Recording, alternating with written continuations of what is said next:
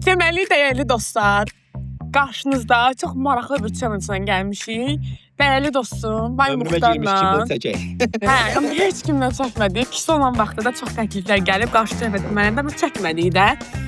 Bilirəm ki, Muxtarla daha gözlənildi. Ona görə də gəldik, nə yiyək? Maraqlı, qəşəng bir dənə kadrlar çəkək, challenge çəkək, yemək challenge-ı. Yəqin ki, görmüş, hamı çəkib, bir dənəmiz qalmışıq. Başlayırıq. Başlayırıq, getdik. Ya bilirsən də, çil-çil-ko. Eyvah. Çil. Bak, çil-çil-ko.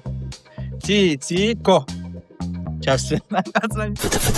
Yavaş. Yaraladı ya. Çil-çil-ko. Çil-çil-ko. Kaç. Kaç. Yo, kaç. Nasıl ki? Ben burgerimi niye yiyeceğim? No.